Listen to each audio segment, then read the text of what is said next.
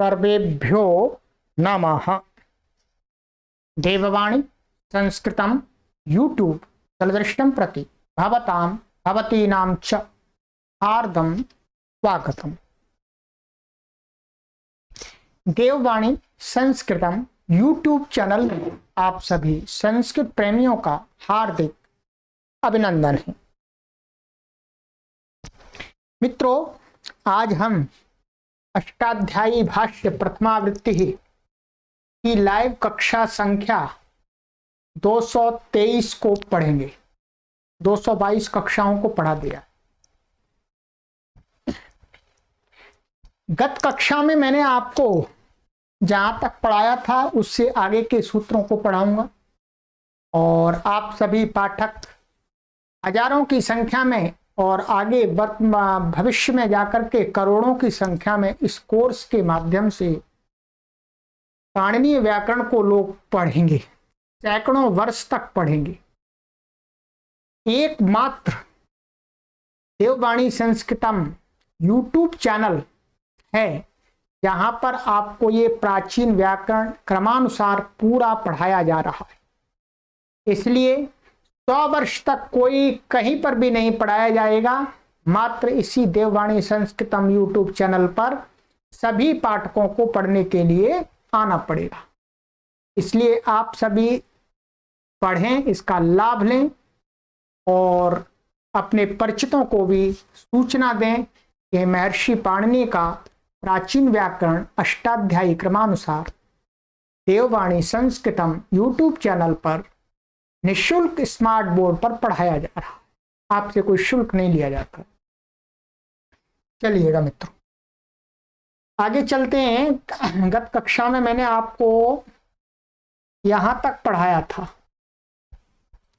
ये सूत्र मैंने आपको पढ़ा दिया था, आंगो यम हन। इसकी सिद्धियां भी आपको मैंने बाकायदा करा दी थी। ठीक है, अब इसके आगे का सूत्र है वही आत्मनेपद का प्रकरण चल रहा है। ठीक है, सूत्र है, थोड़ा सा बोलने में आपको कठिनाई हो सकती है, परंतु थोड़ा सा कोशिश करेंगे तो बोल भी सकते हैं आराम से। ठीक है, तमो गम इरिच्छिभ्याम, तमो गम इरिच्छिभ्याम। चलिएगा, तमः पंचमी विभक्ति एक वचनांतम, गमिरिच्छिभ्याम पंचमी विभक्ति द्विवचनांतम।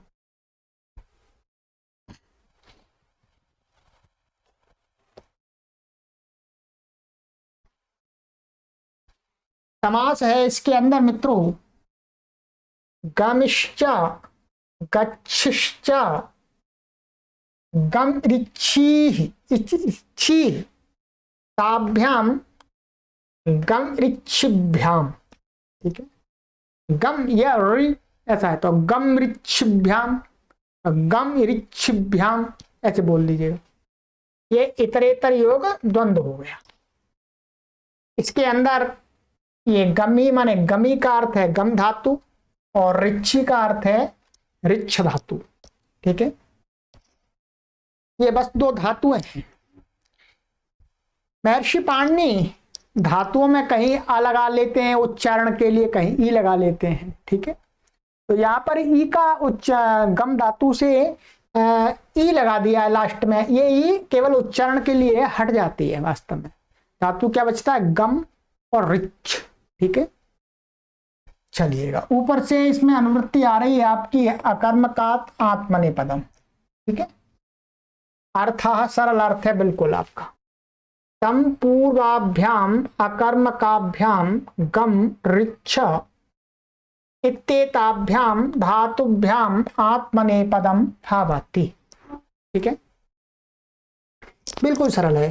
तम पूर्वक अकर्मक गम धातु अथवा ऋच्छ धातु से आत्मनेपद होता है, अर्थात समपूर्वक गम धातु का प्रयोग करें अथवा समपूर्वक ऋच्छ धातु का प्रयोग करें, और वो अकर्मक यदि है, वाक्य में उसका कोई कर्म नहीं है, तो उसको परस्मयी पद नहीं होगा, क्या होगा, आत्मनेपद।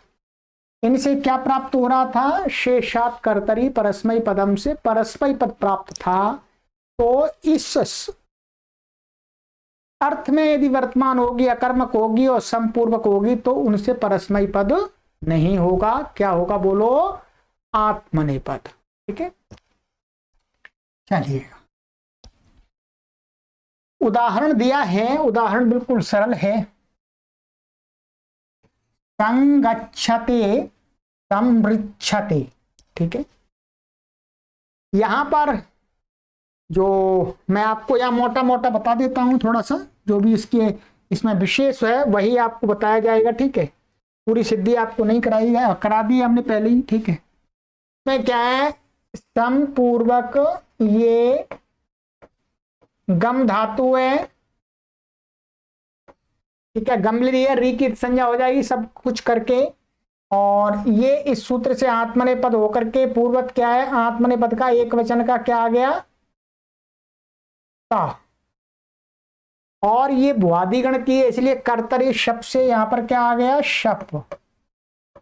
और ये शकीत संज्ञा, पकीत संज्ञा, अबचा। ठीक है, अब यहां पर आपको एक सूत्र हम कई कक्षाओं से पढ़ाते चले आ रहे हैं, इशु गमी यमाम छह। क्या? इशु गमी यमाम छह, ये कई कक्षाओं में मैंने पढ़ाया पहले। इशु गमी यमाम छह। ठीक है, ये यही कहता है कि इशु और गम और यम, तो यहां पर गम धातु है इसलिए गम धातु को शित प्रत्यय के परे रहते छ आदेश हो जाएगा। तो अलोअंत से म के स्थान में क्या हो गया? छ हो गया, और फिर इसको छे च से तुक हो जाएगा, और स्तुष्ण से क्या हो जाएगा? तको छ हो जाएगा। तो ये क्या हो जाएगा? यहाँ पर गम और गम का ग और ये तुक और स्तुष्ण संधि होकर के गच्छ बन गया। ऐसे बनता है गच्छ, और शब्द का ये आय। ठीक है, और ये ताय। ठीक है, अब आत्मने पदानाम टेरे से क्या हो गया? ये तो हो गया। अब आप इसको जोड़ेंगे तो क्या बनेगा? सम गच्छते। यहां पर क्या है? मौन स्वार, माने पदांत में वर्तमान मकार को जल के परे रहते क्या हो जाता है? अनुस्वार हो जाता है। जहां हल के परे रहते, व्यंजन के परे रहते। ठीक है, झल नहीं, व्यंजन। तो उसको क्या होगा? म को अनुस्वार हो गया, तो म को अनुस्वार हो गया तो ये बन गया। परंतु कहते हैं वा पदांत से, इसे अनुस्वार हो गया, परंतु क्या है? तथा वा पदांत से अनुस्वार को परसवर्ण हो जाता है। यहां पर क्या? संगच्छते, यहां दोनों प्रकार से लिख सकते हैं आप, ऐसे भी लिख सकते हैं संगच्छते। ठीक है, मैं लिख देता हूं संगच्छते, तो बन गई सिद्धि आपकी, अपनी कॉपी पर लिखिएगा। और वापदांत से विकल्प करके इसको क्या कर देता है? परसवर्ण कर देता है इस अनुस्वार। तो अनुस्वार को परसवर्ण करेंगे तो ग का परसवर्ण पांचवा अनुस्वार का होगा, तो ग का ङ हो जाएगा।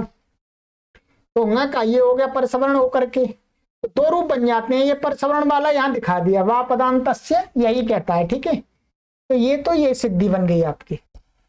ये वा पदांत 8 4 58 का है। ठीक है, तो ये इतना, ये मैं आपको इसका अर्थ दिखा देता हूं पर ये हट जाएगा सारा। चलिए, वा पदांत से क्या कहता है देखिएगा। पदांत अनुस्वार यही परतो वा परसवर्णादेशो भवति। ठीक है, पदांत अनुस्वार, पद के अंत में अनुस्वार हो तो उसको यही प्रत्याहार के परे रहते को वर्ण के परे रहते परसवर्ण हो जाता है विकल्प करके। वाह, कर भी सकते हैं, नहीं भी कर सकते हैं। ठीक है, तो यहां पर हमने कर दिया नहीं किया, दोनों पक्षों को आपको दिखा दिया। ठीक है, चलिएगा, अब ये हो गया आपका संगच्छते बना दिया। इसी प्रकार से आपको सब कुछ कर लेना है। समृच्छते, यहां पर ये नहीं लगेगा, मोनुस्वारा और वापदांत से ये नहीं लगेंगे इसमें, क्योंकि यहां पर ये ऐसी स्थिति हो जाएगी सम, और ये क्या है? रिच्छ धातु है, रिच्छ धातु है। ठीक है, और यहाँ इसी सूत्र से आत्मनेपद होकर के ता आ गया, पूर्वत लटा दिया करके सब कुछ कर लीजिएगा। और कर्तरी शब्द से शब्द आ जाएगा, ये शब्द का आ बचेगा, ठीक है। और टितात्मने पदानाम टेरे, अब सम और रे, और तो सम रिच्छते लिख देंगे, ऐसे सम रिच्छते बन गया ये आपका, ठीक है। तो ये बन गया, और कुछ इसमें विशेष नहीं है। चलिए ये हो गया। अब चलिएगा आगे का सूत्र। आगे का सूत्र है आपका 29 सूत्र होगा, 30वां सूत्र।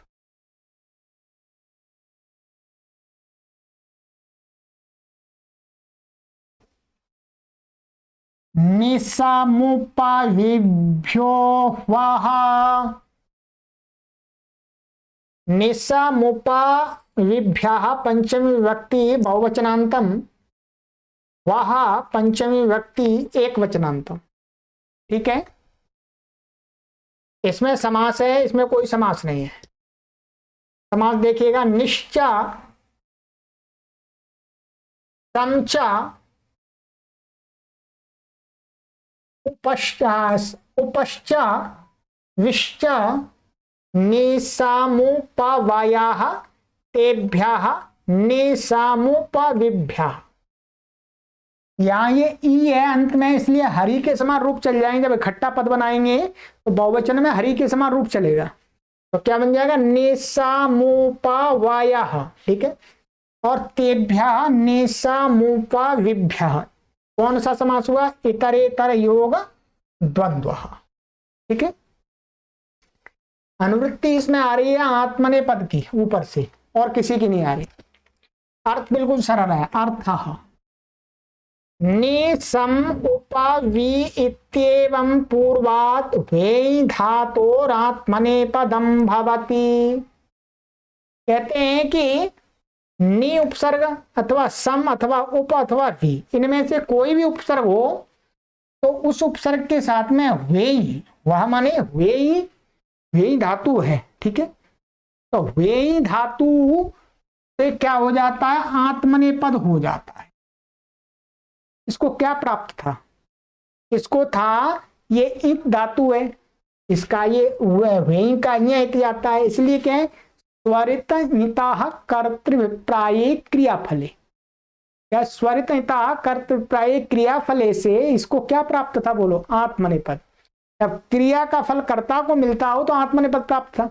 अब इसको ऐसा कर दिया कि भाई क्रिया का फल कर्ता को मिले चाहे नहीं मिले, नहीं मिले। यदि ये वाली शर्त घटेगी इन उपसर्ग पूर्वक वेई का प्रयोग, तो आत्मनेपद ही होता है, ठीक है। सिद्धियों में कुछ भी नहीं है। तो निह्वयते, संह्वयते, उपह्वयते, विह्वयते, ठीक है। सब जगह एक सिद्ध है, मैं दिखा देता हूं, यहां पर कुछ भी विशेष नहीं देखिएगा। यहां पर क्या है, हमने ये निह्वयते में नी ले लिया, नी उपसर्ग ले लिया, और ये क्या ले लिया, वेई धातु ले ली, वेई इसकी संज्ञा हो गई। और इस सूत्र से क्या हो गया, आत्मनेपद हो गया। सबसे पहले शेषात कर्तरी परस्मै पदम लगा, उसका अपवाद आ गया, स्वरितता कर्तव्य क्रिया फले, उसका भी अपवाद लग गया ये। तो इस सूत्र से मुख्य रूप से क्या हो गया, आत्मनेपद। तो आत्मनेपद का ता आ गया, और ये भुआदिगण की है, इसलिए क्या जाएगा, कर्तरी शप, शप का शप आ जाएगा यहाँ। अब ये आ बचेगा, क्या बचा यहाँ पर आपका, ने, और ये वे, और आ, और ता, टित आत्मनेपदानाम टेरे से एक तो हो जाएगा, ठीक है। अब क्या है ये, अब यहाँ कुछ करना ही नहीं है, एचो यवायावा लग जाएगा। क्या लग जाएगा, एचो यवायावा लग करके एक वाया आ जा आदेश होकर के, तो ने वाया और ते ने वयते बन गया, ठीक। यहाँ पर आदेश उपदेश शिति नहीं लगेगा, ठीक है। पहले हमने कई धातुओं में लगाया, क्यों, क्योंकि यहाँ पर शित प्रत्यय आने वाला, ये शित आया है, इसलिए इसको उपदेश में एक को आ नहीं होगा, ध्यान रखेंगे। यदि आपको ध्यान है तो वो आदेश उपदेश शिति जो पहले हमने लगा रहे थे वो यहाँ पर नहीं लगेगा, क्योंकि यहाँ शित प्रत्यय आ रहा है, वो शित भिन्न प्रत्यय के लिए होता है, ठीक है। चलिएगा, तो ये निह्वयते बन गया। इसी प्रकार से समह्वयते, तो सम को यहाँ पर मौनुस्वार अनुस्वार हो जाएगा, पर सवर्ण होगा नहीं यहाँ पर, ठीक है। उपवयते उपपूरक उपवयते हो जाएगा, विपूरक विहवयते हो जाएगा, ठीक है। अब इन उदाहरणों का अर्थ देख लीजिएगा। यहाँ अर्थ पर कोई विशेष ध्यान नहीं दिया है, केवल शर्त बता दिए। निवयते निश्चय रूप से बुलाता है, समवयते अच्छी प्रकार बुलाता है, उपवयते समीप बुलाता है, विहवयते विशेष रूप से बुलाता है। ये इसके अर्थ हैं सामान्यतः, ठीक है।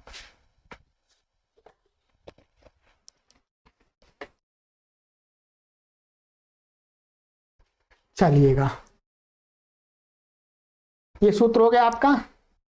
यहां पर लिख दिया है ये नि हुए आ ते, इस अवस्था में एचो यावह से अयादेश होकर के निहुयते आदि बन गए। कुछ भी विशेष नहीं, सिद्धियों में कुछ विशेष नहीं, अब तो बहुत कुछ आ गया आपको। चलिएगा आगे आइएगा, सूत्र है आपका स्पर्धायामांगः। स्पर्धायामांगः 3:31। स्पर्धायाम सप्तमी व्यक्ति एक वचनांतम, आंगः पंचमी व्यक्ति एक वचनांतम। कोई समास नहीं है, ठीक है। आंग ये उपसर्ग है, अनुवृत्ति इसमें ऊपर से आ रही है वह की माने हुए धातु, और आत्मनेपद की अनुवृत्ति आ रही है। क्या अर्थ बनेगा? अर्थ स्पर्धायाम विषय आंग पूर्वात हुए धातोर आत्मनेपदम भावति। माने यहां पर कहते हैं कि आंग पूर्वक यदि हुए धातु है और स्पर्धा अर्थ प्रतीत हो रहा है, स्पर्धा माने प्रतियोगिता, कंपटीशन, तो उसको क्या होगा? आत्मनेपद होगा। ये शर्त घटनी चाहिए। जैसे मल्लो मल्लम आह्वयते, छात्रम आह्वयते। सरल है। आह्वयते माने यहां पर क्या है? एक मल्ल दूसरे मल्ल को लड़ने के लिए बुलाता है, तो स्पर्धा हो रही है। ऐसे ही छात्र एक छात्र दूसरे छात्र को बुलाता है, ठीक है। एक छात्र दूसरे छात्र को आजा भाई लड़ेंगे, आजा लड़ेंगे, ठीक है, आजा पढ़ेंगे, हम कम करेंगे, प्रतियोगिता करेंगे, ठीक है। तो छात्रम आह्वयते ये हो गया, ठीक है। तो यहां पर आपको सिद्धि वैसे ही कर लेनी है पूरे पहले की तरह, केवल वहां समादित है, यहां पर आंग का आ बचेगा और ये वयते बन जाएगा पूर्वत, तो ये बन जाएगा आह्वयते, कुछ भी नया नहीं है। मल्लो मल्लम आह्वयते, एक मल्ल पहलवान दूसरे पहलवान को कुश्ती के लिए ललकारता है, अर्थात स्पर्धा करता है।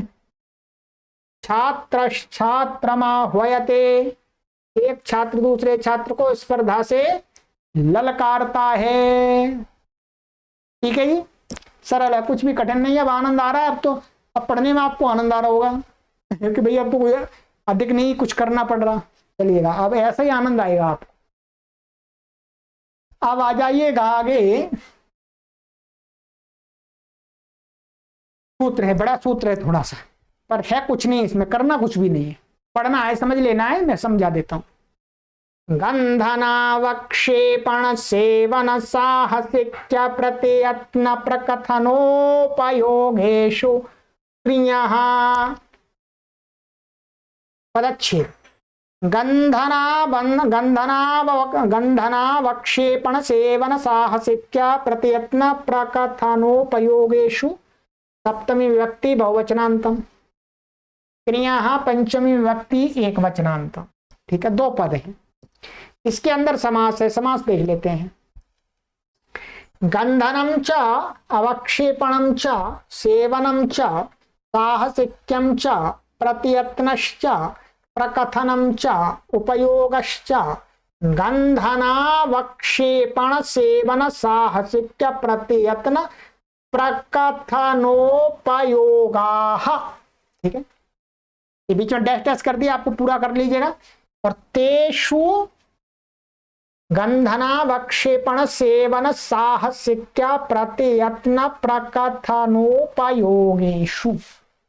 सरल समास है, इतर इतर योग द्वंद्व समास है। और कोई नया समास है ही नहीं इसमें। ठीक है, चलिए अब यहां पर ऊपर से अनुवृत्ति आ रही है आपकी आत्मनेपदम। ठीक है, आइएगा अब सूत्र आपको समझ है, आप समझ में आएगा।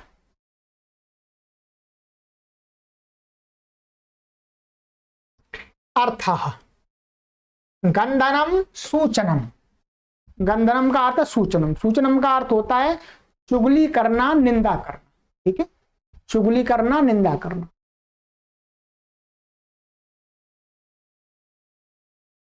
अवक्षेपणम माने भर्त्सना करना। ठीक है, माने धमकाना, किसी को धमकाते हैं। ठीक है, सेवनम सेवा, सेवा करना। साहसिकम, साहसिकम कर्म माने जबरदस्ती करना किसी के साथ में। प्रत्यत्न गुणांतराधानम माने किसी वस्तु के गुणों को बदलना, उसकी क्वालिटी को चेंज करना। प्रकथनम, प्रकर्षेण कथनम, प्रकर्षण माने अच्छी प्रकार से। ठीक है, अच्छी प्रकार से किसी बात को बढ़ा चढ़ा करके बताना, वो होता है प्रकथन। उपयोग धर्मार्थो विनियोग, उपयोग का अर्थ है यहाँ पर, उपयोग का वो उपयोग यूज अर्थ नहीं है, उपयोग का अर्थ है धर्म आदि कार्यों के लिए अपने धन का उपयोग करना। विनियोग माने उसमें लगाना। ठीक, तो कहते हैं इत्येतेषु अर्थेषु वर्तमानात् क्रिय धातोरात्मनेपदम भवति। यदि इन अर्थों में से किसी भी एक अर्थ में ये क्रिय धातु वर्तमान होगी, क्रिय धातु से ये अर्थ प्रकट होता है उपसर्ग लगा करके अथवा बिना उपसर्ग के, तो क्या हो जाएगा, क्रिय धातु से आत्मनेपद होगा। क्रिय धातु में कैसे इत है, तो स्वरित कर्तव्य क्रिया फले से इसमें भी आत्मनेपद प्राप्त था, तो क्रियाफल मिलता है कर्ता को, तो अन्यथा परस्मयी पद प्राप्त था। तो हर अवस्था में इस अर्थों में वर्तमान क्रिया धातु को क्या कर दिया, आत्मनेपद कर दिया। ठीक है, उदाहरण देखते हैं अभी। हाँ, 1 मिनट का रेस्ट कीजिएगा।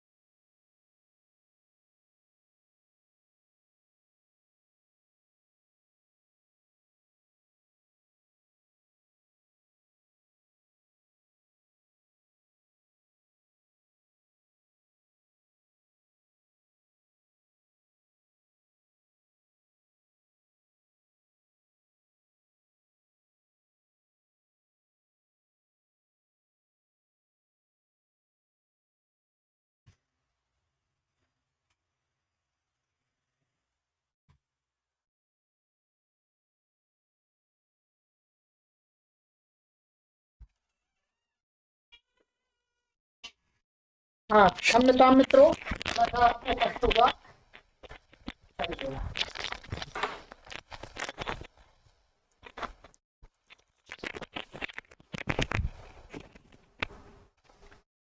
तो क्या हुआ मित्रों, इन अर्थों में क्रिया धातु होगी तो आत्मनेपद होगी। अब हम उदाहरण देख लेते हैं, ठीक है। उदाहरण, गंधनी, गंधन अर्थ में माने चुगली करने अर्थ में। उत्कुरते उदाकुरते, इसका अर्थ है चुगली करना। अभी नीचे मैं आपको अर्थ दिखा दूंगा, लिखा हुआ गुरुजी ने। अवक्षेपणे शेनो वर्तिकाम उदाकुरते, माने जो शेन माने बाज, बाज पक्षी होता है जो छोटी छोटी चिड़ियाओं को मार लेता है, पकड़ लेता है। तो क्या है, वर्तिका माने जो बटक होती है, बटक वो भी पक्षी होता है, उसको क्या है, उसको धमकाता है, डराता है उसको वो। तो उदाकुरते, ये उदाहरण है मुख्य रूप से इसमें उदाकुरते, ठीक है। इसमें भी उदाकुरते उत्कुरते। सेवन अर्थ में आचार्यम उपकुरते शिष्य, तो यहां पर उपकुरते का अर्थ है शिष्य आचार्य की सेवा करता है। साहसिक के परदारान प्रकुरते, मैं दूसरे की स्त्रियों पर जबरदस्ती करता है, उनके साथ छेड़ाखानी करता है, ये अर्थ है यहां पर, ठीक है। प्रकुरते का अर्थ क्या है, माने जबरदस्ती छेड़ाखानी करता है दूसरे की स्त्रियों पर, यहां पर दारान लिखा हुआ है इसलिए। प्रत्यत्न अर्थ में एधोदकस्योपस्कुरते, एधोदकस्योपस्कुरते का अर्थ होता है कि पानी माने ईंधन है, जो लकड़ी है वो क्या, पानी जिस पर पानी गर्म करते हैं तो वो पानी के गुण को चेंज कर देती है, वही है। एधोदकस्य जो लकड़ी है वो पानी के गुण को चेंज करती है, उपस्कुरते में बदलती है। कांडम गुड़स्योपकर गुड़स्योपस्कुरते, कांड का अर्थ होता है जो भिंडी की वो होती है लकड़ी, भिंडी की लकड़ी, भिंडी का पेड़। तो प्राचीन काल में भिंडी के पेड़ से क्या है, गुड़ आदि को साफ किया जाता था, उसको डाला जाता था उसमें रस में, तो वो गुड़ को साफ करती है, उसका जो गंदगी है वो निकालती है, ठीक है। तो गुड़स्य उपस्कुरते माने गुड़ की सफाई करती है, गुड़ की क्वालिटी को बढ़ाती है। प्रकथने जनापवादान प्रकुरते, ठीक है। जनापवादान माने लोगों की बातें, जो लोगों की बातें उनको बड़ा चढ़ा करके कहता है, जिसको बोलते गप्पी व्यक्ति, ठीक है। जैसे गाथा प्रकुरते, माने जो गाथाएं हैं उनको बड़ा चढ़ा करके हैं, उनको और बड़ा चढ़ा करके बताता, ये कर दिया जी, ये कर दिया, ये कर दिया। उपयोगे शतम प्रकुरते सहस्रम प्रकुरते, ठीक है। माने उपयोग का अर्थ है यहां पर धर्म में उपयोग करना, विनियोग करना, इन्वेस्ट करना। तो शतम प्रकुरते का अर्थ है 100 रुपए धर्म के लिए खर्च करता है, धर्म के काम में लगाता है। सहस्त्रम प्रकुरते माने 1000 रुपए धर्म के कार्यों में लगाता है, ठीक है। अभी हम आपको सिद्धि बता देंगे, सिद्धि इसकी केवल एक ही सिद्धि तो है, और तो कुछ है ही नहीं। कुरते कुरते कुरते सब जगह वही है, ठीक है। उपसर्ग चेंज हो रहे हैं बस केवल। देखिएगा यहां पर अर्थ देख लीजिएगा, फिर हम सिद्धि करा देते हैं आपको। उदाहरण में उत्कुरते उदाकुरते माने चुगली करता है। शेनो वर्तिका उदाकुरते, यहां पर भी उदाकुरते माने शेन माने बाज पक्षी बतख को भर्त्सना करता है, अर्थात तो उठाकर ले जाना चाहता है, उसको धमकाना चाहता है, ठीक। आचार्य मुपकुरते शिष्य, माने शिष्य आचार्य की सेवा करता है, यही बताया मैंने। परदारान प्रकुरते, पराई स्त्री पर दुस्साहस करता है दुष्ट व्यक्ति। एधोदकस्योपस्कुरते माने ईंधन जल के गुण को बदलता है, वही बताया मैंने, पानी गर्म करेंगे तो उसके गुण बदल जाएंगे। कांडम गुड़स्योपस्कुरते माने सुकलाई, सुकलाई होता है भिंडी का पौधा, ठीक है। भिंडी सब्जी होती है, उसका पौधा होता है। अब बहुत सारे लोगों ने देखा भी होगा, बहुत सारे शहर में रहते हैं उन्होंने नहीं देखा होगा, ठीक है। उसको लेडी फिंगर बोलते हैं, लेडी फिंगर भिंडी, उसका पेड़। तो भिंडी का पौधा गुड़ के गुण को बदलता है, ठीक है। तो ये प्राचीन काल में जब कोलू आदि चलते थे तो कढ़ाई में जो रस गर्म होता था तो उसमें वो भिंडी के वो पेड़ है ना, उनको डाल देते थे, तो वो गुड़ का जो गुड़ बनता था, उसमें जो रस होता था, रस का गुड़ बनता है, तो वो रस में से गंदगी अलग निकल जाती थी झाग बन करके, ठीक है। जनापवादान प्रकुरते लोगों की बुराई को अच्छी तरह बड़ा चढ़ा करके कहता है, वही है। ठीक। गाथा प्रकृते, कथाएं अच्छी प्रकार करता है। ठीक है। शतम प्रकृति, 100 रुपए धर्म कार्य में लगाता है। सहस्त्रम प्रकृति माने 1000 रुपए धर्म कार्य में लगाता है। ये सब यहां पर ये क्री धातु है, उपसर्ग पूर्वक प्रयोग हो रही है। अर्थ उनका यहां पर जो बताया वही है। ठीक है। उतने अर्थों में क्री धातु को क्या हो जाएगा, आत्मनिपद। ठीक है। अब आ जाइएगा, अब इसकी एक सिद्धि यहां पीछे दिखाई है, उस सिद्धि को आप देख लीजिएगा, अपनी पुस्तक में भी देख लीजिएगा, मैं यहां बता देता हूं आपको। ये देखिएगा, उत्पुरते माने चुगली करता है। ठीक है। क्या करता है, चुगली करता है। अब देखिए इसमें क्या करना है आपको, डुक्री धातु है इसलिए इत संज्ञा हो जाएगी पूर्वत, और उद आ गया, क्रिय आ गया, प्रकृत सूत्र ने आत्मनेपद होकर के और एवं सब सूत्र लग करके ये किता आ गया और क्रिय आ गया। अब यहां पर क्या है, ये कर्तरी शब्द से शब्द प्राप्त होता है, परंतु क्या है, तनादिगण की धातु। तनादि ये सूत्र है, तनादि क्रियभ्य उ। क्या सूत्र है, तनादि क्रियभ्य उ।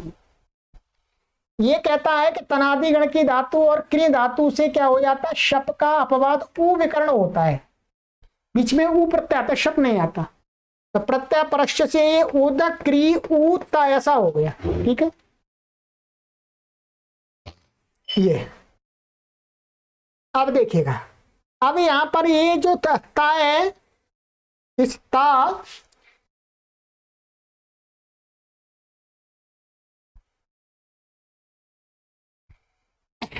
यहां लिखा हुआ सार्वधातुकार धातु का योग। ठीक है। पहले इन्होंने किया, इस उ की क्या है, आर्ध धातुक संज्ञा है। ये जो उ है इसकी क्या है, आर्ध धातुकम शेष से आर्ध धातुक संज्ञा है। ठीक है। आर्ध धातुक संज्ञा ये तो पता ही है आपको, सार्वधातुक संज्ञा और आर्ध धातुक संज्ञा मैंने बताया पहले।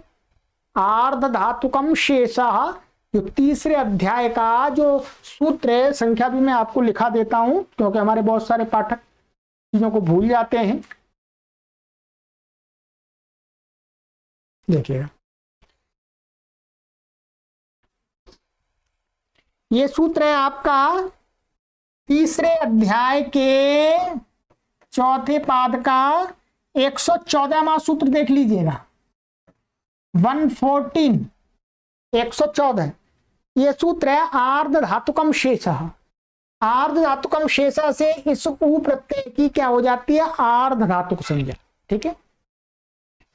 आर्ध धातुक संज्ञा हो जाती है, और यस्मात् प्रत्यय विधिस्तदादि प्रत्यय अंगम से इसके परे रहते इसकी अंग संज्ञा है। ठीक है। इसकी अंग संज्ञा है, तो अब अंग के अधिकार में इसके परे रहते इसको क्या प्राप्त हुआ, गुण प्राप्त हुआ। ध्यान दीजिए, क्या प्राप्त हुआ, गुण। सार्वधातु कार धातु कयो से क्या हुआ, गुण प्राप्त हुआ। री को गुण प्राप्त हुआ, तो अदें गुण और उरण रपरा लग गया, अण हो रहा है इसलिए रपर वाला हो गया, तो गुण क्या हो गया, कर हो गया। गुण क्या हो गया, कर। अब यहां पर मैं आपको बताता हूं पहले, अब ये क्या है, ये कैसा प्रत्यय है, ये सार्वधातुक है। तिंग शित सार्वधातुकम, ये तिंग है, तो इसकी सार्वधातुक संज्ञा है। इसकी सार्वधातुक संज्ञा है, और सार्वधातुक संज्ञा होने के साथ साथ में ये क्या है, सार्वधातुकमपित। क्या, सार्वधातुकमपित से ये कैसा है, गितवत है। ठीक है। गितवत है। गितवत होने से अब इसको मान करके इसको जो गुण प्राप्त था, भाई इसके परे रहते इसकी अंग संज्ञा है, तो इसके परे रहते इसको गुण प्राप्त हुआ इसी सूत्र से। तो क्या है, किंगति च ने निषेध कर दिया, तो कित गित प्रत्यय परे रहते गुण नहीं होता है, तो इसके परे रहते इसका गुण का निषेध हो गया, परंतु इसके परे रहते इसका गुण हो गया। ठीक है। अब इतनी स्थिति बन गई आपकी गुण होकर के, आइएगा आगे। उद कर ऊत। अब यहां पर एक सूत्र लगता है छठवें अध्याय के चौथे पाद का 110वां सूत्र। क्या लगता है, आता उत सार्वधातुके, क्या लगता है बोलो? आता उत सार्वधातुके। अभी बताऊंगा अर्थ में, इसका अर्थ पढ़ लेते हैं पहले, तब चलते हैं। ये क्री धातु के विषय में है, ठीक है। 6 4 110।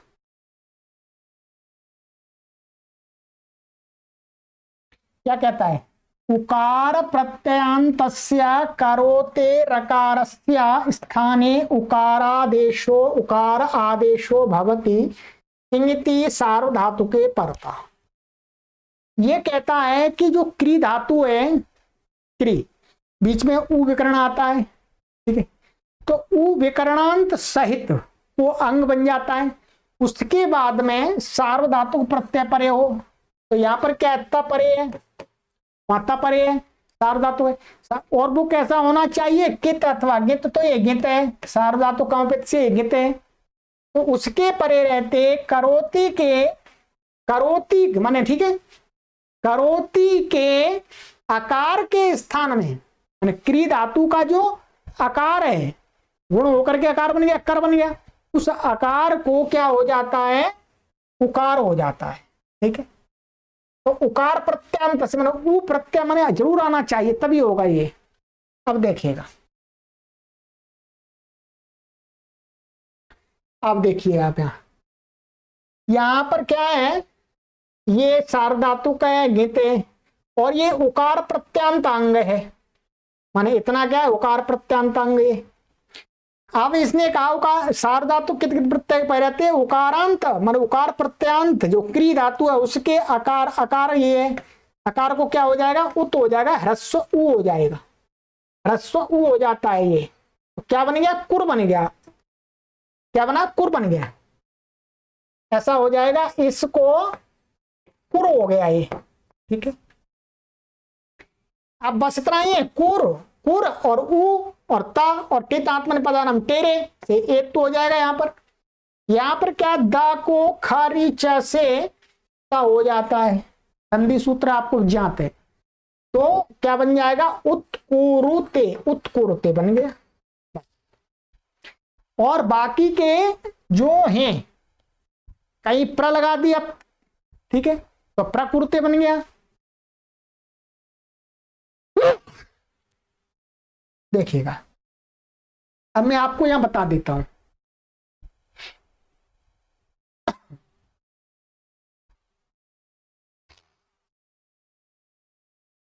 ये बन गया, इसमें उद था, उड़ते। यहां पर क्या है? उद और आंग है, दो उपसर्ग हैं, एक उदय और एक आंग है, दो उपसर्ग साथ में है, ये तो हट जाएगा। और बाकी की सिद्धि वैसे ही कर लीजिए, कुर्ते, तो उदा कुर्ते बन जाएगा। ऐसे ही यहां पर उदा कुर्ते ये भी है, ऐसा ही है, उद पूर्वक आंग पूर्वक। आचार्यम उपकुर्ते, तो यहां पर क्या है? उप उपसर्ग है, उप लगा दीजिएगा, ठीक है, और सारी सिद्धि वैसे ही कीजिएगा। और प्रकुर्ते, यहां पर प्र उपसर्ग है, ठीक है। यहां प्रतियत्ने एधो दकस्य उपस्कुर्ते, यहां पर देख लीजिए, उपस्कुर्ते में थोड़ा सा दो सूत्र विशेष लग रहे हैं, वो दिखा देता हूं मैं। क्या है? उपस्कुर्ते में है तो उप उपसर्ग है ये, और बीच में ये इधर कुर्ते आ गया है, ठीक है। यहां पर क्या है? बीच में यहां सल आना है, तो उपस्कुर्ते बनता है, ठीक है। तो ये सल आने के लिए सुट आगम होता है, उसके लिए एक सूत्र है, उपात प्रत्यत्न आदि, ठीक है। यहां लिखा हुआ देख लीजिएगा, लीजिए,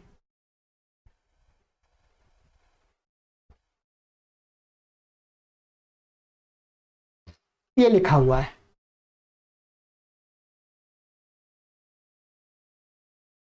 पहले ये सूत्र क्या है? एधो दकस्य उपस्कुरुते में क्या है? उदक जो कर्म है, यहां पर ये धोदकस्य, ठीक है, उदक जो कर्म है उसमें क्रिया प्रत्ययत्ने, ये क्या है? षष्ठी विभक्ति कर दी इसने यहां पर। बस इस सूत्र का तो ये प्रयोजन है कि क्रिया धातु के कर्म में प्रत्ययत्न गम्यमान हो रहा हो तो षष्ठी विभक्ति हो जाती है, ठीक है। तो क्या है? यहां पर ये षष्ठी हो गई है इस सूत्र से, क्रिया प्रत्ययत्ने, ठीक है। ये तो ये इसका वास्तव में अलग है। अब उपस्कुर्ते में हमको देखना है, इसका भी मैं अर्थ बता दूंगा आपको अभी, चलिएगा पहले ही देख लीजिएगा, बाद में सिद्धि करेंगे फिर। ये सूत्र है, ठीक है। क्रिय धातो कर्मणि कारके शेषत्वेन विवक्षिते प्रत्ययतने गम्यमाने षष्ठी विभक्ति भवति, ठीक है। माने क्रिय धातु है ये, इसका ये कर्म है वो दकस्य उदकस्य, तो इसमें क्या हो गया, शेष की विवक्षा होने पर षष्ठी कर दी है। क्या शेष की विवक्षा होने पर षष्ठी हो गई, बस ये तो इस सूत्र से हो गया है। चलिएगा प्रत्यत्न गम्यमान हो रहा है, माने गुणांतर धान हो रहा है, गुणों का बदला बदली। अब उपस्कुर्ते में जो है मुख्य रूप से स लाना है, उसके लिए सूत्र है, देखिएगा उपस्कुर्ते। हाँ, या इसी प्रकार कांडम गुड़स्य उपस्कुर्ते में भी गुड़स्य में षष्ठी भी जाने, इसी सूत्र से कंप्लीट हो गए। उपस्कुर्ते में यहां उपपूर्वक क्री धातु से उपकुर्ते बना, ठीक है, पूर्वती बन जाएगा। अब यहां पर बन करके होकर उपात प्रत्यत्न वैकृत वाक्याध्याहारेषु, ये सूत्र है। ये क्या कहता है कि उप से उत्तर क्री धातु को सुट आगम होता है यदि क्री धातु प्रत्यत्न अर्थ में हो या वैकृत अर्थ में हो या वाक्याध्याहार में हो, ठीक है। इन अर्थों में वर्तमान क्री धातु होगी तो उप से उत्तर क्री को सुट आगम हो जाता है। ये क्या करता है, उपसर्ग से उत्तर क्री धातु को सुट आगम होकर के उपसुट, ठीक है। क्री को होगा तो आदि तो टकतऊ से टित है, तो आदि में हो गया तो सब अच्छा, इसका एक संज्ञा हो जाएगी ऊ की टकी, तो उपस्कुरुते ऐसा बन गया, ठीक है। इसका अर्थ मैं आपको दिखा देता हूं, वैसे मैंने आपको बता दिया है अर्थ। ये देखिएगा, ये 6वें अध्याय का पहले पाद का 134वां सूत्र है, सरल है, अर्थ कोई कठिन नहीं है। प्रत्यत्न वैकृत वाक्याध्याहार इत्येतेषु अर्थेषु करोत्वौ परतः उपात उत्तरः कात् पूर्वः सुडागमो भवति संहितायां विषय, ठीक है। वही कहा प्रत्यत्न वैकृत वाक्याध्यार, इन अर्थों में क्री धातु परे हो बाद में, तो उपसर्ग से उत्तर जो क्री धातु का काय का से पूर्व में क्या हो जाता है, सुटागम हो जाता है संहिता के विषय में ना, जोड़ करके बोल रहे हो तो इससे सुट का सुट हो गया, सुट का सवचता है, तो ये बन जाता है आपका उपस्कुर्ति। क्या बना, उपस्कुर्ति, कोई कठिन नहीं है, ठीक है। और बाकी के आपके उदाहरण इसमें थे, मैं वो भी बता देता हूं आपको, ठीक है। यहां तक हो गया उपस्कुर्ति।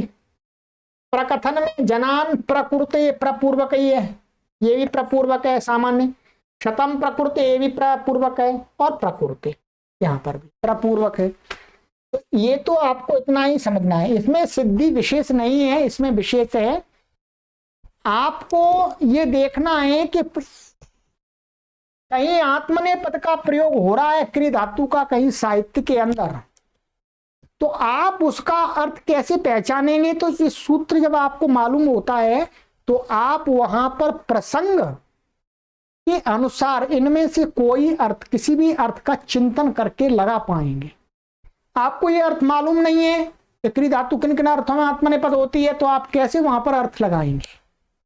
तो साहित्य का भी सही अर्थ एक वैयाकरण ही ठीक कर पाता है, केवल साहित्य से काम नहीं चलता, ठीक है। तो ये साहित्य को पढ़ने करके, सब पढ़ करके समझने और लिखने में काम आते हैं ये। चलिए, ये हुआ आपका